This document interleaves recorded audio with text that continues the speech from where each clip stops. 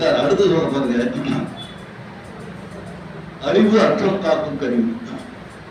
ஒரு மனிதன் அறத்திற்கு புறம்பாக போகாமல் பார்த்துக் கொள்வது அறிவு தான். அறிவுடைய வேலை உபநிடதம் சொல்லுது, அறிவுக்கு 3 வேலை. அறிவு ஆய்வு செய்யும், சீர்தூக்கி பார்த்து முடிவு செய்யும். இது உபநிடதத்துல சொல்றான். வள்ளுவர் ரொம்ப அழகா சொல்றாரு, அறிவு அற்றம் காக்கும் கருவி, திருவார்க்கும் உள்ளிக்கலாக அரண். உங்க எதிரிகளாம் பணத்தை அழிச்சிருவான், உங்க வீட்டுல இருக்கிற எல்லாத்தையும் அழிச்சிருவான், ஆனா அறிவு அழிக்க முடியாது. அறிவு அவ்வளவு சிறப்புடையது. மெய்ப்பொருள் காண்பது அறிவு. அறிவோட வேலை என்ன தெரியுங்களா? இந்த பிறந்த பிறப்பு எதுக்கு சார்? ஜாலியா இருக்கிறதுக்கு, சாப்பிடுறதுக்கு, என்ன சொல்றது, அனுபவிக்கிறது, இதெல்லாம் கிடையாது சார். இறைவனை அறிவதற்கு நமக்கு கொடுக்கப்பட்டிருக்கக்கூடிய 6வது அறிவு மெய்ப்பொருளை அறிய வேண்டும். மெய்ப்பொருளை அறியாம நம்ம இறந்துட்டோம்னா அந்த பொருள் அர்த்தமே இல்லை. எப்பொருள் யார் யார் கேட்கணும் அப்பொருள் மெய்ப்பொருள் காண்பது அறிவுகிறாரு.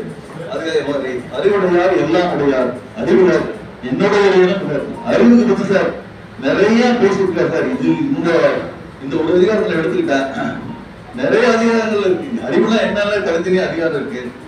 அப்ப இன்னொரு அர்த்தம் இருக்கு, இன்மையும் இன்மை. இன்னொரு அதிகாரம் சொல்றாரு, இன்மையும் இன்மை யாதெனின் இன்மையும் இன்மையே அப்படிங்கிறது. வறுமையை விட பெரியது நான் வறுமைதான் பெருசு அப்படிங்கிற அதிகாரம். இந்த அறிவுடைய அதிகாரத்துல அறிவு இன்மையில் இன்மை, இன்மையில் இன்மை, பிரிது இன்மை, அறிவின்மைங்கிறது. அறிவில்லாததான் பிரிதின்மை, மற்றின்மை இன்மையால் வையாறு வருகிறாரு. சார் அறிவை பற்றி பேசினா ரொம்ப போர் அடிக்குது. ஏன்னா எல்லாருக்கும் அறிவாளி இருக்கீங்க, என்ன அறிவை பற்றி பேசுறது ஆயிரும். ஆனா சார் அதுக்கப்புறம் அந்த செல்வத்தை பத்தி சொல்லும் போது செல்வம் பெரிதுன்னு சொல்ல வரல.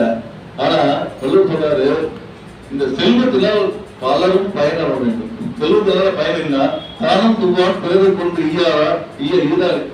ஏதம் பெரும் செல்வம்.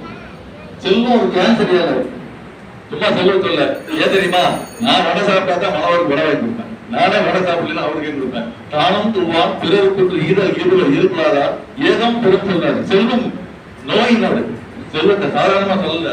அதுக்கப்புறம் பொதுவாக வாழ்க்கையில் வெற்றி பெறணும்னா நம்ம என்ன யாரை நடத்தாங்களா, நம்ம வறுமையில் இருக்கீல சொந்தக்காரங்களாம் புறக்கணிச்சுவாங்க. அப்பா இறந்ததுக்கப்புறம் நம்ம 10 வருஷம் கடுமையான வறுமையில் இருக்கும். ஒருத்த கூட கல்யாண பத்திரிக்கை கொடுத்தாரு. இப்ப லைனா கல்யாண பத்திரிக்கை இருக்கு, அது வேற. ஒரு பத்திரிக்கை வரும், ஒரு கல்யாணத்துக்கு நான் போகாம இல்லை. அப்ப என்னன்னா வள்ளுவர் சொல்றாரு, அவங்க எல்லாம் ஜெயிக்கணுமா? ஆமா சார். சொந்தக்காரங்க எல்லாம் தலைமுறை வைக்கணுமா? ஆமா சார். பங்காளி எல்லாம் போராட்டமா? ஆமா சார். செய்க பொருளை செருவர் செருத்திருக்கும் எஃகு அதனை கூடுகிறீர்கள். எஃகு வாழ் சார், எவ்வளவு நாள் சண்டை போட்டாலும் உடையாத எஃகு வாழ். அந்த மாதிரி எஃகு வாழும் போது செல்வம், இந்த செல்வம் என்ன செய்யணும்? செருவர் செருத்திருக்கும். உங்களுடைய எதிரிகளுடைய செருக்கை, உங்களுடைய எதிரிகளுடைய பட்டத்தை, உங்களுடைய எதிரிகளுடைய ஆணவத்தை ஒழுங்கிப்படுவது செல்வம் தான். அதனால இல்லத்துல இருக்கிறவங்க முதல்ல செய்க பொருளை. அப்ப எப்படி சார் செய்ய பொருள் எப்படி செய்யும்? அரண் ஈனும் இன்பமும் ஈனும் பிறனறிந்து தீதின்றி வந்த பொருள். அறவழியில சம்பாதிச்சா பொருள் நிம்மதியை கொடுக்கும், இன்பத்தை கொடுக்கும், சந்தோஷத்தை கொடுக்கும். அந்த பொருள் எப்படி இருக்கணுமா? தீதின்றி வந்த பொருள். அறத்திற்கு புறமா பொருள் சம்பாதிக்காதீங்க. சும்மா சாதாரணமா ஏற்கனவே தீதின்றி வந்த பொருள் நம்ம பேசிட்டோம்னு நினைக்கிறோம். ஒரு சின்ன விஷயம் சொல்லிடுறேன். ஒரு கல்யாணத்துக்கு போறீங்க, நான் போறேன்னு வைங்க, வெள்ளிங்கிரி என்ன போறான்னு வைங்க. ஆனா அதுக்குள்ள போய் வச்சு போட்டீங்க, அண்ணா வாங்க வாங்க. நான் போனேன்,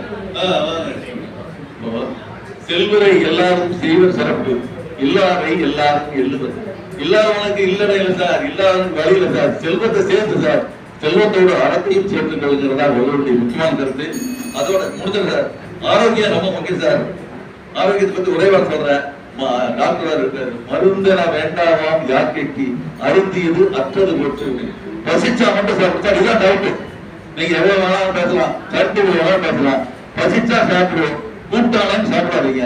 ஆரோக்கியத்தை மெயின்டைன் பண்ணுங்க. ஏன்னா உடம்பார் அழியின் உயிரா வழிபடும். உடம்பை முன்னர் இழுக்கல் இருந்தேன், இப்ப உடம்புக்குள் உத்தமன் அறிவது இருந்து உடம்பை பேணுகின்றேன், உயிரை வளர்க்கின்றது. ஆரோக்கியம் ரொம்ப முக்கியம் சார். கல்வி, அறிவு, செல்வம், ஆரோக்கியம், இதுதான் சார் பொருள். இந்த பொருளை பெற்றிருப்பவர்கள் எல்லோரும் சிறப்பான வாழ்வார்கள். வள்ளுவர் சொல்ற ஒரே ஒரு கருத்து, நன்மை செய், நன்மை செய், நன்மை செய். எல்லாரும் நன்மை செய்யுங்கள், நல்லா இருங்க, வளமா இருங்கன்னு வாழ்த்தி விடைபெறுகிறேன். நன்றி.